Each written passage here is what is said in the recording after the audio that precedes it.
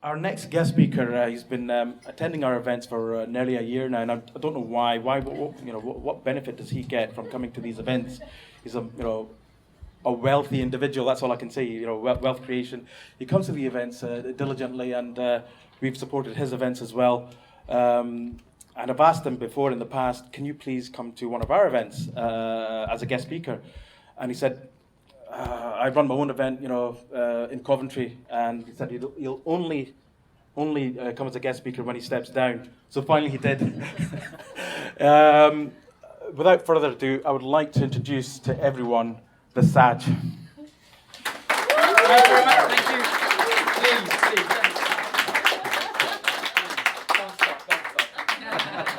Please. Okay, Dominic. So let me just kind of check in. So, who's kind of runs their own business? Raise your hand. Your own business. Okay, and raise your hand if you're kind of working for somebody else. A couple of people, few people. Okay. Now, if you do work for somebody else, just a quick tip for you first of all before we start. I've not used one of these before. It might be a little bit echoey, so I feel like a bit of a prat, but I'll carry on anyways. If you do work for somebody else, I'd encourage you to go about life as though you work for yourself, and that your employer is your customer, because what you deliver to them will be based on how you get rewarded and how you get paid. Does that make sense? Yeah? So during the next 3 hours while I deliver my presentation, this will make a lot more sense. Is 3 hours? We take a break. Oh, okay, cool, okay. So it looks like I'm going to have to talk quite quickly. I talk quickly anyway, so this is going to be fast and furious. Is that going to be okay? Yes. Are we sure? Yes. Sure? Yes. Okay, cool. Just for Shana then at the front. Everybody else is thinking, who's this nutter at the front room to get him off? Now, raise your hand if you've heard me speak before. Probably not very many. A few people. Oh, wow, okay. Now, I'm here to kind of help you make more money today. Would that be okay? Yes. Am I in the right room? Yes. Just Callie, are we sure? I'm here to help you make more money. Is that okay? Yes. Excellent. Okay, we're definitely then in the right place. Now, so tell me what's important for you about making more money. Just shout out. Not all at once because I might struggle to hear. What's important about making more money? So you spend time with your family. Spend time with family. What else? To be rich. To be rich? Why would you want to be rich? So I can buy pretty things. Buy pretty things. Balance life. Balance life. What else? Financial freedom. Freedom, financial freedom. Choices. Choices, absolutely. Thank you, Ralph. So it's really about having choices. That's ultimately what it leads to. So it's if you have financial freedom, you don't have to worry about the money, then you can choose to do what you want to do with life. It isn't really about stacking up piles of paper that's got pretty pictures of the Queen on that you like to stroke at night. It's what the money does for you that's important. Yes? It's making sense.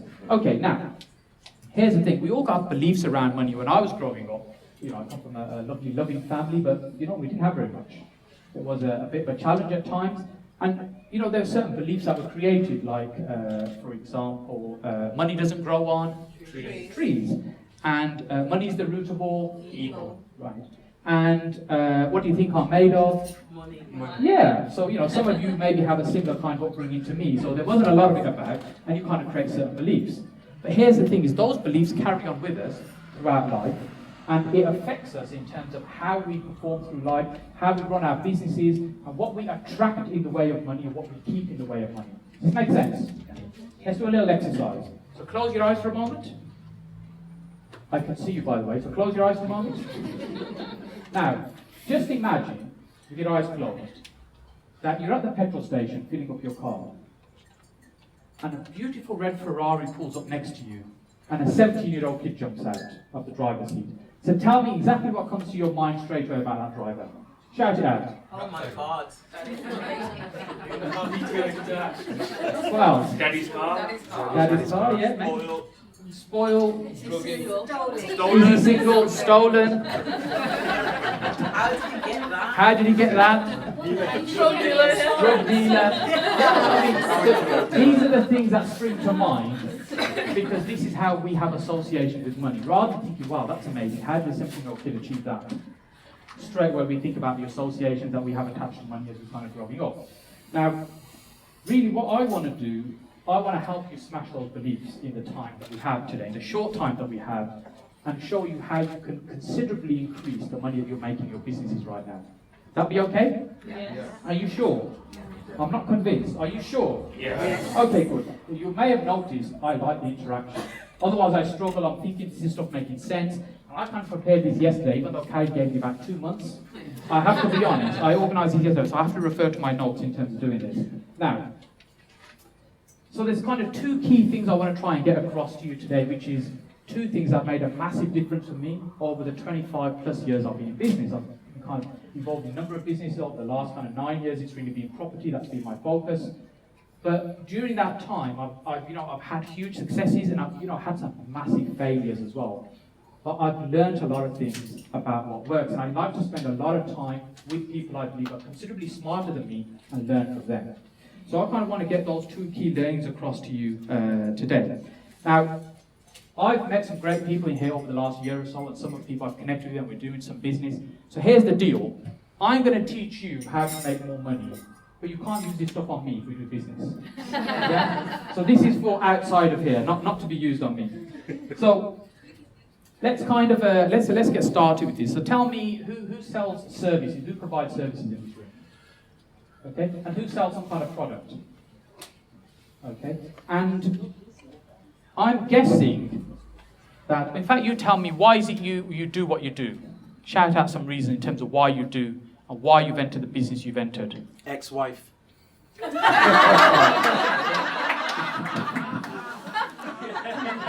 Any others? Passion. You're passionate about it. What else? Believe. You believe in it. What else? Vision. Vision. Okay. So, who got in it to make money? Yeah. Okay. Might be one of the reasons. Might not be the only reason. So let me kind of share what I think are some of the reasons that we do this. One is for the money. Note to self. Get new markers. Okay. The other one is we might actually be good at what we do. Yeah? And then you might actually love doing what you do. Raise your hand if you're good at what you do or you love it in terms of what you're doing. That's what's important. Wow, look around. That's a lot of people. So it isn't always about the money. However, the thing is, sometimes it is. Sometimes it is. So let me ask this question then. So if you love what you're doing and you're really good at it, and if this weekend you won £17 million on the lottery rollover, how many of you are going to go back to work on Monday doing exactly the same? You raise your hand? A few. A lot less. So would you say maybe your money has an aspect in terms of what you're doing? Yeah. And for some people, we're already doing what we love doing, and that's fantastic, and that's what I believe is really important. But I'm talking about how to monetize that even more. Now, so my belief around this really is that we shouldn't be chasing the money. We should focus on what we love doing, love what we do, and the money will follow. Raise your hand if you've heard that expression before. Yeah. But how many of us kind of doing stuff that's good and we enjoy doing it, but the money isn't following? That happens too, right? So this is kind of where I kind of want to elaborate and help you with this a little bit. Now, I have a really good friend of mine who's an accountant. He works down in London. He does really well in the sense that he's very, very well paid for what he does. He works at one big top 5 firms. But here's the thing, he absolutely hates his job. And I say to him, you've sold your soul to that company. That's what I say to him. I say, you've sold your soul. And I said, you need to get out. And he says, I can't. I've got the mortgage. I've got the kids' school fees. I've got the car finance payments and stuff. He's stuck. He has sold his soul. He can't now get out of that situation he's created for himself. But here's the thing. If you're passionate about what you do and you love doing it, and you get really good at it, can you still make money doing what you do? Yeah? Yeah, for a few people. Maybe not everybody. So I've got a bit of work to do on that. Now, when we kind of get good at what we're doing, there's actually kind of 4 stages of this. Let me kind of akin this to driving a car. At the beginning, there's a thing called unconscious incompetence. What does that mean? So raise your hand if you drive. Nearly everybody. Okay. When you got into that car for the first time, you didn't know that you had to turn the key, push the pedal down, put the stick into gear, and then turn the steering wheel. Because you didn't know none of that, because you don't know what you don't know at that point. Then you move on to this stage of conscious incompetence. So you know what you don't know and how it bothers you. So what that means is, you know you still need to kind of practice getting around the roundabout, you know you just kind of use the indicators and look out the rearview mirror as you're doing that. You're kind of building up that skill. Then you kind of move to this stage here of conscious competence. So you know that you know how to do something and it takes effect. So you can start driving, you pass your test.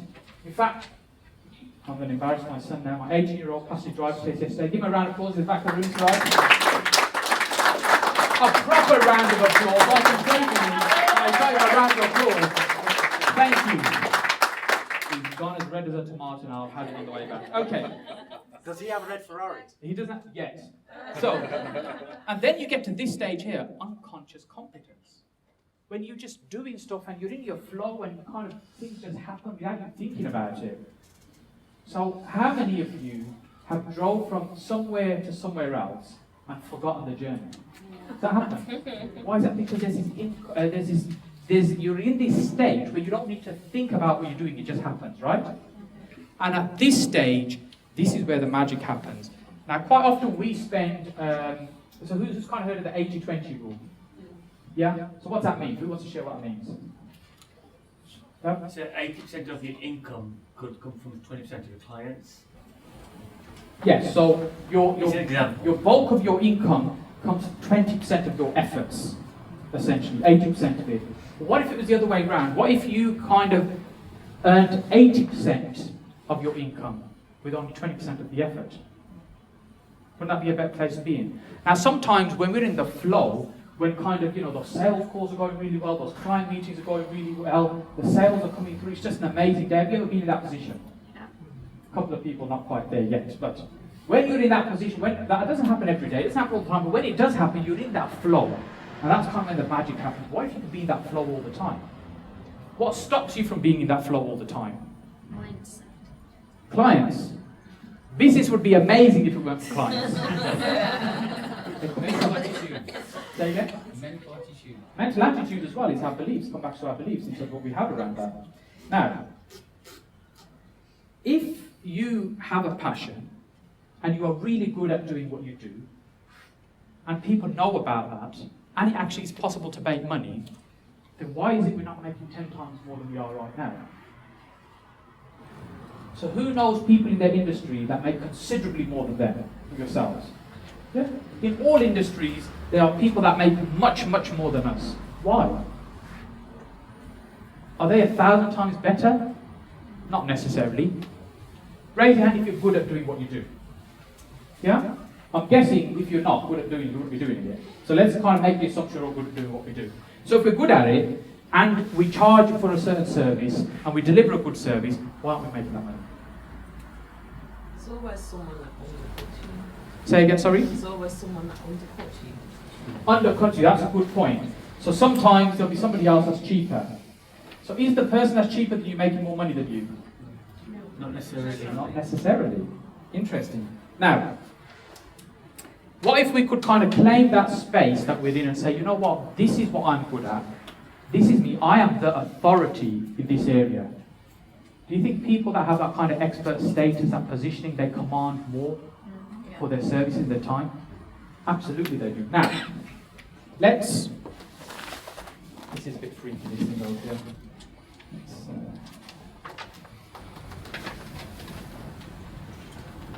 California, you got paper any thinner? Okay. Now, what happens is, so Sean, here's an example. So you're in which line of work? I'm CEO right now. CEO for Brightdead. So what's that mean? What do you do as an organisation? This is your advert time, by the way. We're an innovative tech company that provides the facility for private landlords to connect directly with tenants and manage the life cycle of their tenancy. Okay, so if you were to put that in a succinct 3 words, what would it be? We are cool. We are cool. I like that. Do you like that? That's good. You need Okay. us. Now, if you are the go-to person in your industry, if you have the product, I'm sure you're not the only provider of a similar product. I know yours is quite unique, Yeah. but there are other similar products in the marketplace. But if you're the go-to person, you're the person that everybody's talking about, you have the space that you claim authority on, do you think you'll succeed better than your competitors? Yes, certainly. Absolutely. So what's stopping us from claiming this space? What's stopping us from standing up and saying, I am the best at this, at what we do? Attitude. Attitude. What I else? think it's credibility. I think people... Credibility. Time. You can say it, but you need credibility really. Yeah. Awareness. Credibility. Awareness. Okay. Reputation. Not facts. Reputation. Now, here's the thing. Some of it can be the fear that we have of getting knocked back from other people.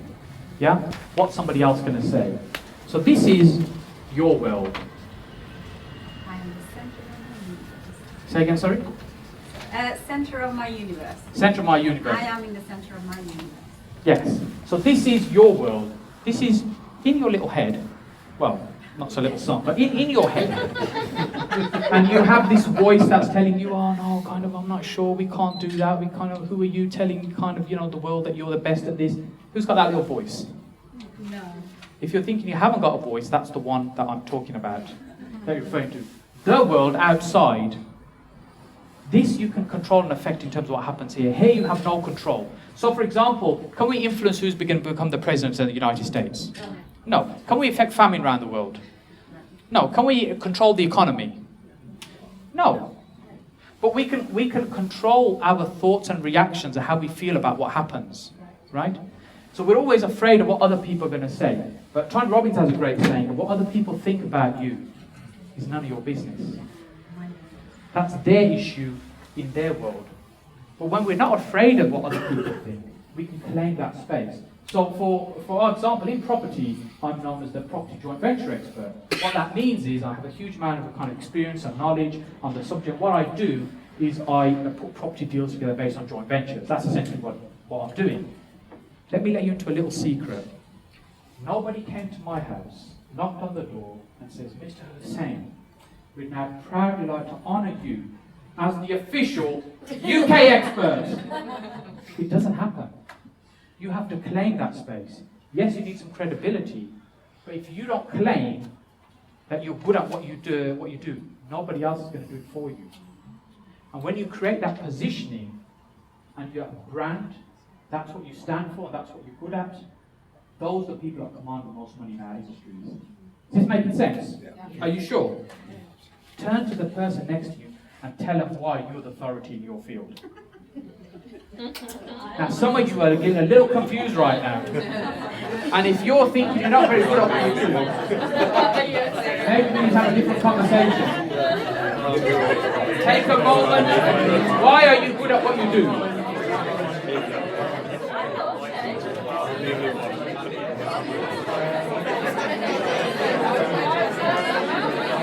Okay. Okay. Time. Thank you. Okay. Okay. See, once you got into it, you couldn't stop talking about why you're the best at what you do. We just need to kind of get that rhythm going. Now, let me kind of give you 7 quick steps in terms of how you can structure this in your business. So, I kind of call it the 7 steps, because I couldn't kind of think of anything else. So, the first of all, as I just said, you have to claim that space. So, Ali, if you're making cakes, you have to say, I make the best cakes they are in this area, do this type of thing. You can't claim to be the best at everything in the world, but you have to pick a niche. Pick a specific thing that you can claim that space, that's the thing that you do really well, and that you're the best at it. Here's a little tip. If you're not the best at it, you need to work a bit harder so that you can claim that. I'm guessing that we want to be really good at what we do. Yes? Does that make sense? Okay. It does for Ali. Does it make sense for anybody else? Yes. Okay, cool. And VIP seats at the front as well. Now, the thing is, you touched on earlier on, you have to have a USP. You have to have something that's a little bit different about what you're doing. So if you're, for example, selling widgets, and somebody else is doing the same thing, why is somebody going to buy your widgets over somebody else's? So who's heard of Gary Vaynerchuk? A couple people. So he was prolific around social media and selling wines. So what he was selling the same product somebody else was selling. So what was different? Why was he doing millions and millions of dollars of turnover compared to somebody else? Because he'd add value. And the way he'd add value, he'd talk about the products and how they are, he'd kind of interview people, he'd kind of say these work well with these foods. So he's providing some additional value. He was selling a product that same as Sainsbury's would sell. It's the same thing, but he's still adding value. You see, so when you talk about USP, there could be something unique that you do, or it could be an additional value add that you can create as a service added onto your core offering. Then you have to have the expertise. You know, you can't claim to be an expert at something, you haven't got a bloody clue in terms of what you're doing. You have to have that expertise, you have to have that knowledge. You have to be good at what you're doing, you have to learn to master your art, your field, your subject.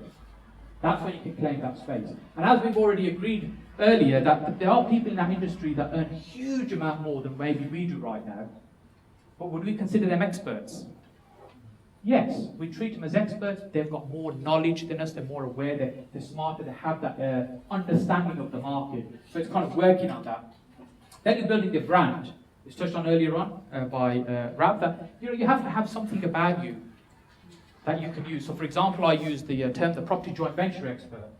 So it's a brand name, it's something that can stick up. Think about what it is that you can use as a brand to associate you with what you do. So for example, whether it's kind of whether it's cakes, whether it's kind of therapy, whether it's printing, there needs to be something that you can build a brand around. Then of course sharing the knowledge. The best way to let people know about what you do is kind of get out there and share that knowledge, share that information. And the easiest way these days is social media. So raise your hand if you're on some kind of social media platform. Raise your hand if you're not. So look, everybody's on some kind of social media platform, so get your message out there. And if you're quite comfortable writing lots of articles and blogs, do that. If you're happy sitting in front of a camera, kind of doing videos, do that. Whatever it is, just get out there and share your information. Talk about what you do. Get active on forums, on groups. You know, for example, we have the Coffee and Natter WhatsApp group that's quite active. There's lots of people on there kind of sharing and helping each other. People are sharing their knowledge and expertise. If I have a question around marketing or branding, and somebody's constantly contributing in that way on that subject, in my mind, are they perceived as an expert? Yes. Yes, they're constantly adding value. And that's what you need to do. You need to be constantly sharing that knowledge that you've accumulated. And pricing I'm going to talk about in just a moment. Particularly the people who kind of think pricing, the only way to build a business is to undercut somebody else. Now, of course, tell everybody what you do. And like I said, social media is the best way to do that. You kind of get out there, share, tell people what you do. What is it that you do? So if I said to you, at 3 o'clock in the morning, I threw a bucket of water on your face and you got up and said, what is it you do, what do you stand for? You should just roll off your tongue. You might give me a slap and say, what are you doing in my bedroom at 3 o'clock in the morning? That's a different story. But what I'm saying, you should be able to jump out and say, this is what I do, and this is what I stand for, and this is why it's important to me. And do you think the people that have the biggest drive and the passion, they're the ones that succeed the most? Absolutely. If you've got a burning desire in terms of why something's important for you, why you want to do that. Somebody mentioned earlier about having money so you can spend time with your family. For me that's critically important. If we, if we're doing the things we're doing it for a reason. If one of the reasons we're doing it is to spend time with the family, but we spend all our time working with them, how does that fit together? And I've been in that position as well. So I'm kind of sharing my experience with you. Is this making sense? Yeah. Are you sure? Yeah. Okay. Turn to the person next to you and tell them what are the 2 things that you're going to do tomorrow to make this work for you. While we move on to the next bit.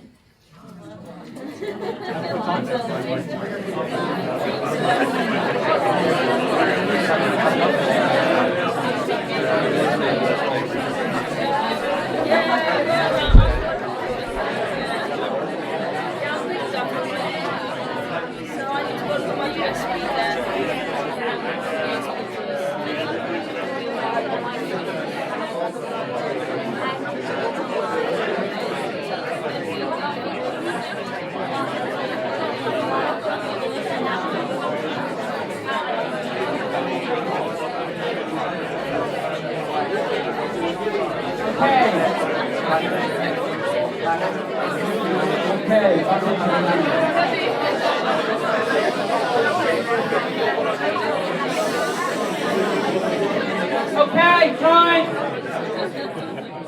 That's always a bad move, that one. So, shout out some of the things you plan to do. How are you going to utilise some of the stuff I've just shared?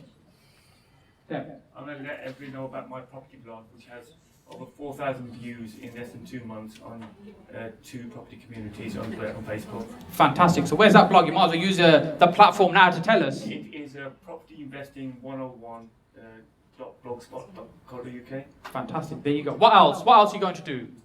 A new recipe. A new recipe. Excellent. What else? Mr. Mango? There was a lot of chatter going on, considering the silence. Okay, let's talk about kind of something that we all maybe struggle with a little bit, and that's how we price something. Now, you know, you may not have noticed I'm from an Asian background. Never. One of our core marketing strategies and one of the skills that we have is that in business, I've turned it off myself. Oh, sorry. So in cat and mouse gaming, one strategy that we use a lot is you just be cheaper than the next person anyway. Because that's the model that's worked for centuries, right? And as I've kind of grown up realizing, you know what, maybe there's some other strategies as well rather than just undercutting everybody. So sometimes you see a business, a little grocery shop that's doing really well, you think, oh, they're doing well. A few years later, there's one on either side. And think, how's that going to work? Oh, we're just going to be cheaper. It's crazy, but there's so many other ways to grow a business. So one of the things that we, again, struggle with is how to price something. So let me ask you, in terms of your services or products that you offer, how do you price them? Raise your hand if you're kind of about average in the marketplace compared to kind of what everybody else does. Yeah? Raise your hand if you're a bit cheaper. Raise your hand if you're more expensive. And raise your hand if you're confused. There's a few people that raise their hand. So there you kind of your 3 choices, right? You're either cheaper, you're kind of with the market, or you're more expensive. And are there those 3 products exist in the marketplace? Yes or no? Yes. Yeah, they do. So Tesco's, we all know Tesco's, right? They're really good at this. Baked beans. You've got cheap value brand beans here. You've got their mid-range kind of own brand beans. And you've got their baked beans in rich Italian tomato sauce finest.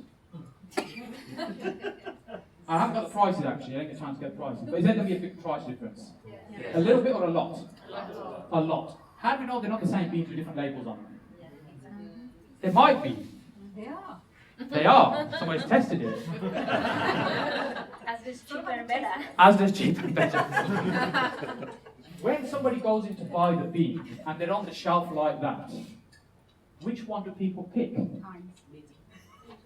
Depends on the person. Yeah, definitely the Heinz. So let's do a quick survey. Who buys one in the middle? Who'd go for the one in the middle? Who'd go for the cheaper one? Not that I don't want to admit it. A couple people. And who'd go for the more expensive one? So even in a room like this, the vast majority would typically go for one in the middle. Now, do you think, let's say that's 10 pence, that's 50 pence, and that was £1. I mean, there might be price differences like that. But do you think it costs that difference for them to create those brands? It's just position. It's the perception. The perception in your mind, if I pay £1, I'm going to get some better beans. Well, if I pay 50p here, I'm probably going to get some crap. That's the perception that we have, and they know that, and that's how they position the products in that way. So think about, how can you do that in your business? Now, many solopreneurs start in business because they want to make some money and they're good at what they do. Now, I'm not going to ask you to do this exercise now, but if you actually sat down and worked out how much you earned last year before tax, and then you worked out how many hours you worked, and then you actually worked out what that works out as an hourly rate, you'd probably get paid more flipping burgers at McDonald's. And that's, you know, a harsh thing, because when I first did that sometime, I was thinking, whoa, this ain't good. Because, you know, we're working, we earn a certain amount of money. It doesn't mean we're actually making more money. Whereas actually, if we charge in a different way, then we're not doing any more work, but we've been valued for what we've been delivering. So again, on those Tesco's one, we don't know if these are better than these or these the other way around. We just feel if we pay more, we'll get, it must be better. Yeah? And so are there customers that will always pay more because they want something better? Yeah. And are there customers that will always whinge, even if it's the cheapest, it's a bit too much? Which ones are more of a pain in the backside? And which ones do you enjoy working with? Yeah, the ones that are willing to pay. Yet we're always fighting over the ones that are the whingers. And you know what? They're the ones that have the least loyalty. Because when somebody else offers a service 12 pence cheaper, they're off. And you gave your blood, sweat and tears to help her. But they've forgotten about all that. So, you know, we've all been in that place, we've experienced that. Now, all been. Oh, okay, we got the joke. All been, yes, that was the joke. Now, Oh, they just well, it's a bit slow, this group, somehow. I don't know. Sorry, I don't know where I got them from. So what I'm suggesting is when you're pricing things, you've all said to me that you're good at what you do, right? Does anybody do a crap job? Does anybody sell some rubbish? There's no Mr. Ratners in the room. Yeah? You have to be a certain age to kind of remember that one. Now, so if what you have got is... Oh, not that one.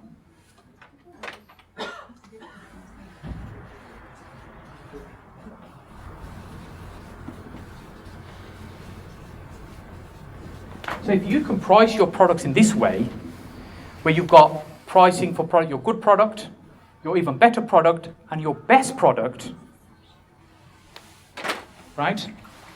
Think about for a moment in your business if you can apply that. Now, when, let's kind of use the car analogy for example. What's the difference between somebody choosing to buy a Toyota Avensis versus, say, a Rolls-Royce? So one might be the means, whether they can afford to buy it. What else? Quality, I think. Quality. Prestige. Prestige. Reliability. Ever seen a Rolls-Royce breaking down? Actually, they cover them up, I think. Says something about you. Says something about you. So how you want to be perceived. But isn't it ultimately about how you feel when you're at the steering wheel and you're driving? And how? So for example, if you're driving an Avensis, maybe that was a bad example, there might be a few Avensis drivers in the room. But you're going to be more conscious about reliability, economy, durability, versus if you're driving a Rolls Royce, you're thinking about how does this make me feel, how do other people perceive me, right? So these are the buying decisions we go through in terms of when we're buying a product. It's how it might make us feel. What's it going to give to us? How does that feel for me? Now, let me kind of give an example of kind of how value could work. So, essentially, I help people make money through property, right? Now, I could take my knowledge and I could put it into a book and I could sell it for £10. That'd be a feasible thing to do, right? Yeah? Okay. So people could learn from that and they could literally make millions of pounds. In fact, the way I teach it, you don't need any money to start. So they could use, for £10, I could change their lives, right? For a few people. Is it making sense? Yeah? Okay. Then I could take the same information and deliver it on a one-day course. Let's say £500. Does that sound feasible? Yeah, okay. Then I could take the same information and create a mastermind group and help them support and implement that over 12 months and charge £10,000 for that. Is that feasible? Yeah. Then I could have a one-to-one mentorship with somebody where I'm helping them closely deliver that at £25,000. Is that feasible? Do these kind of products exist out there in the marketplace? What's the difference in the information delivered? It's the same information, but why would somebody pay £10 and somebody else pay £25,000? Your added value. It's the value and it's their belief in terms of what they're going to get from that. Does that make sense? Yeah. So if your customer feels that they're going to get more value, it means more to them, they'll pay more for it. But you have to recognize that, but you have to give them the opportunity as well. You have to have the choice. If you say we have one type of widgets, which ones would you like, sir? That's not my choice. But if you can give the choice, do you think you'll have some customers that are prepared to pay more? Yes. We all have some customers that are prepared to pay more. We make the assumption that this is what it should be because this is what other people charge in the marketplace and I'll charge this, so I'll charge a little bit more. Where in fact, some people will pay £10 for a product and some people will pay £25,000 for essentially the same product, same information. You see, it's the belief that they have around that, what that means to them. Is it making sense? Yeah. You sure? Yeah. Okay. So, quite often I see too much of what I call essentially hit and run business. What that means is you hit them once, you get the money and you're off. Next customer. But we forget the transactional lifetime value of that customer. So going back to the early scenario, if somebody bought a book, is there a chance they might turn up at a one-day seminar? Because they like the contents of the book, they think, I like to kind of hear this from the person who wrote it. Is there a chance that person might move on and say, you know what, I'd like to spend a year with this person learning to implement this stuff? And is there a chance that person might move across and think, you know what, this guy is amazing, I want to spend much more time with him more closely? Yes, right? But if you don't give them that choice, and you only got the £10 product, how are you expecting ever to make £25,000? You don't have that in your product portfolio. So you have to have the choice. Now, Apple have recently clocked onto this. Raise hand if you've got an Apple Watch. Raise hand if you've got the gold one. I haven't got one, I'm just saying. I wasn't expecting anybody to have one. But what's a gold one cost? 12 grand. What's a normal one cost, roughly? 300. Say again? 500. About £500, something like that. So what's the difference between the two watches? Prestige. So there's a chap here, Derek. I'm going to put you on the spot, sir. If I was to buy the relevant amount of gold to gold plate this, how much would that cost? Gold plating won't be too much, but So give me a ballpark to gold plate this. what type of gold? Gold. What kind of gold you got? There's three different types, right? The mid-range one. 18 carat then, yeah? Give me a figure, Derek. About, You're going to kick me off in a minute. Help me out, buddy. let's say £100. £100, right. So I can buy a £500 watch, and it costs an extra £100 to have it gold plated. Well, I can pay £12,000 to have to get the gold plated one. Do people buy the £12,000 one? Yes, they do. Why? Prestige. Absolutely. Apple never used to sell these products in that way, but they've clocked onto the idea, you know what, some people pay a lot of money for the products. If we don't offer them, you're leaving money on the table. So you have to have the products in the first place. So let me kind of give you some quick tips on this. First of all, you're too cheap. Turn to the person next to you, tell them, you're too cheap. You're too cheap! Steady on, Callie. Sorry. I don't know what came over me, sorry. Well, you're too cheap! Now, when I first started business, my first business was an IT company, kind of going back like 25 years now. And then when I started, I approached all the people that I kind of knew in business that had money. And very quickly I realised why they had money. They never spent anything. And everything I offered was too expensive. And then, kind of being naive and started, I kind of, got the ball rolling and kind of, started business with them. And then I quickly cottoned on to, the whingers and they moan and they complain about everything and you really work hard for them and you barely make any money out of them. And then I had a realization when I spoke to somebody about kind of what my business and one of my early mentors, and he said, increase your price by 25%. I could sense the fear inside you if I said to you, increase the price by 25%. I'm going to lose all my customers, I can't do that. Who thinks that would happen?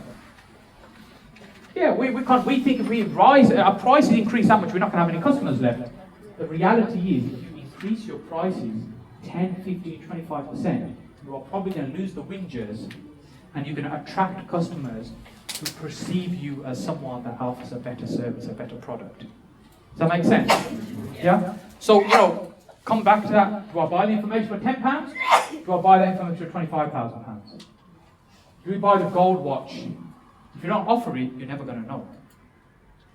Now, if you've got a range of products, you've got different products that you can offer people. It doesn't mean you have to sell everything.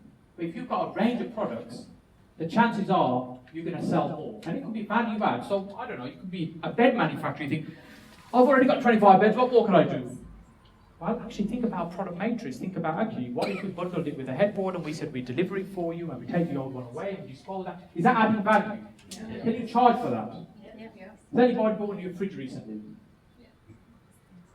Has anybody bought a fridge? A couple of people. Well, if you buy a fridge these days, you'll soon discover it's quite a job getting rid of the old one. So what do? You can't put it out on the street thinking they'll come and take it away, because actually they don't. But actually, if you could buy a fridge and they take the old one away for you and set the new one up for you, they move the food across for you, would that be convenient? Yes. Would you pay an extra 10 quid for that? Yes. Of course you would. And you know, think about where can those add-ons work out? How can you increase your product range? And then your packaged offering. Now, this is, you see, you can have a core product, right? So, for example, let's pick Dev X at the front. So, you run a coffee shop, right? So, you might have a standard coffee that's, I don't know, 3 quid. So, that could be your standard product, right? And then you might have, you know, your cheaper one with, I don't know, less milk, smaller, whatever, as a bronze package. But you could have your super grouper mocha chocolate caramel version, which costs 7 quid, as your premium product. And will people buy that? Some people. Will everybody buy it? No. But if you sell a few more of those, does it help? Yes. Some of this is just upselling as well. Now, if you go to McDonald's, if you try ordering anything, try fries with that, sir. Even if you order fries, they'll offer you, no, fries with that, sir. They're upselling you all the time. Now, if you spend an extra 50 pence, 80 pence on those fries, has it cost them an extra 50, 80 pence? Nowhere near. They probably make more on the upsell than they do on the core product. But they're offering it constantly. Now, if you were doing these little things, you increase your prices by 25%. You might lose a few customers, you'll attract better customers, I promise you. You get good at sharing your message, you tell people you're good at what you're doing. You have a range of products, you offer an amazing high-end product, you offer some cheaper products to keep people happy, and that might be just stuff that you don't even personally deliver. It might be you refer them to somebody else. It might be that, you know, it's a business you don't want, you send it to somebody else. Yeah, and you just get a referral for that. So, but all these things would add more revenue to your bottom line. Is it making sense? Yes. Yes? Okay, good. Now, you know, if you're thinking right now, oh, I can't do this stuff, I'm not quite sure, you're absolutely right. You can't. Because that's what you're telling yourself. And if on the other hand you're thinking, I can do this, no, I could increase my prices a little bit, I could create a couple of extra products, I could create a range of additional offerings at a much higher price, that adds value, and then even if you sold the odd one of those a week, how much difference would that make to your revenue? And when you start thinking about that across your range of products and services, it makes a massive difference. Making sense? Yeah. You sure? Yes. I'm not sure. It's making sense. Okay. Now, so just to kind of summarize, I forgot another slide. Key thing is, you've got to claim that space. You've got to be the authority in your area. What is it you've got to be? The authority. What is it got to be? The authority. A bit louder? Authority. There's no energy in these people. You have to have some authority, some passion, some drive about why this is important. So you claim that space. You are the authority, the go-to person, the expert, the guru in that particular field or subject. But nobody's going to come knocking on your door and say, here's the award.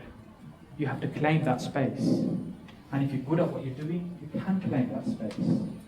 And it doesn't mean, for example, you know, if I said you think of a training shoe, what would you think of?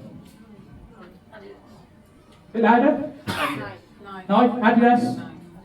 So these people have purchased part of your brain. They occupy your brain. So when you think of the product, that jumps out. So if I said think of a burger provider, who do you think of? McDonald's. Are there people that produce better burgers? Yeah. Are they the best in the world, McDonald's? No. No, but why is it that they can position themselves in this way?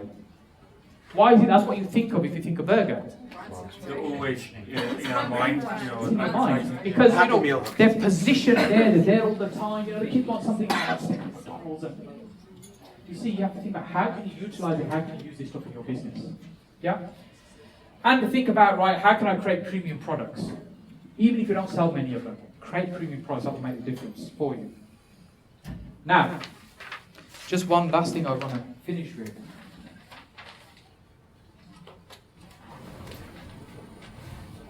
And for me, this is quite important. At the end of the day, we're running businesses, we want to make money, and you know, if we could make more money, life would be easier, we'd get some of the things that we want out of life. But at the end of the day, you know, if you're not spending time with the people you love, it better be worth it. See, for me, my family is important. I like helping other people. Like I'm here, I'm kind of like giving back. I like connecting with other people. For me, that's important. At the end of the day, I can, spend time in the family if I want to. If I want to, I do want to. When I want to, you have that choice, and that's what it's about. Does it make sense? Yes. Good. Find it useful? Yes. Are you sure? Yes. Okay. Can I ask a favour? Laura knows where I'm going with this. Right, here's what I'm going to do. I'm going to do a little quick selfie video. Well, my favourite. And I'm going to say that I'm just at this event right now and I've just kind of shared some stuff. And then I'm going to flick around to you guys. And you guys are going to say, I am the authority. Saj is the authority. Then I'm going to put it on Facebook. And then you're going to jump on and put what you're the authority on later on. What is it, that space that you're claiming in your industry that you're the best at? Is this good? Yeah. Okay, right. Let's do a trial run. Because the last time I did this, I took a photograph, looked up, and I was the best video. Not very smart. Okay, so what is it you're going to say? And to say it like that. They're going to think I was at a funeral. Come on! What are you going to say? That's it, that's it. Okay, now here we go. Are we ready? Please stand.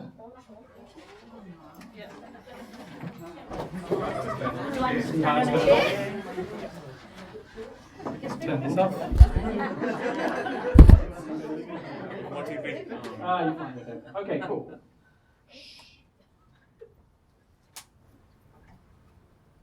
Hi, I've just finished speaking at Coffee and Natter. Been an amazing session talking about positioning and creating expert space in what industry you're in. Here's what the attendees thought.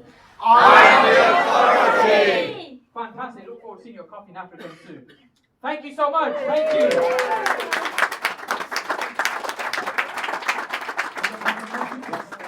Okay. Questions and answers. We didn't say anything about answers. We just said Okay. questions. Just questions. Okay. Would anyone like to ask Saj anything? Any Just questions? before you do that, if you kind of want some more help with this, I'm happy to have a kind of a 20-minute chat with you in terms of giving some direction and stuff. I haven't got a course or anything to sell, not to sell, create product. So, but I'm happy to help if I can kind of create some pointers there. I'm going to put together a little group in terms of business growth, particularly kind of making businesses profitable and fun as well. So yes, let's do questions. So if you want to do that, have a chat with my son Siraj over there. Give us a wave, Siraj. Oh, come on. Give us Siraj, give him a round of applause for helping out today. I have 4 wonderful kids. Siraj is my second eldest, and we're working on doing some stuff together, aren't we, son? Okay, cool. I'm really embarrassing. I've had it when I go back. Okay, cool. Let's just do questions quick. Question? Anybody got any questions? Otherwise, I'm all done. Come on. Must have a question for a good Saj here. I'm okay with no questions too. I'm around. Some sharp, and sometimes this could be a bit sensitive. Thinking of businesses that we don't want to kind of share and stuff. So, fire away, Roxana. Just a quick question. When do you consider somebody to be an expert in a field? When do you consider somebody to be an expert in the field? So let me turn it around. So when would we consider somebody to be an expert in the field? When they've been established for a long time? When they've been established for a long time. What else? Contact experience. Track record? Credibility. Track record. Qualification. Integrity. So reputation. So when ITV News is on, and they whiz that mic round to the expert, what do we know about that expert? He's an expert. He was the person that was available to say a few words on the subject. Yeah. How do they find who's available? There's a PR person somewhere earlier. Is it PR? So, sir, if you were looking for somebody to speak on property, you didn't have any contact. If you kind of Googled property expert, a few blogs came up, Dev's blog came up, for example. If this guy knows what we're talking about, maybe I should have a chat with him and get him on. Would that be a feasible thing to do? I'd want a bit more than that. Okay. Because by the very nature of things, people are going to say good things about themselves. Yes. I would look for some sort of third-party endorsement, which Okay. is where testimonials and that kind of thing. Yes, and if he'd done this kind of thing 3 or 4 times before, and maybe other competitors had used him and been on some kind of media, you're more likely to use that person. Yeah.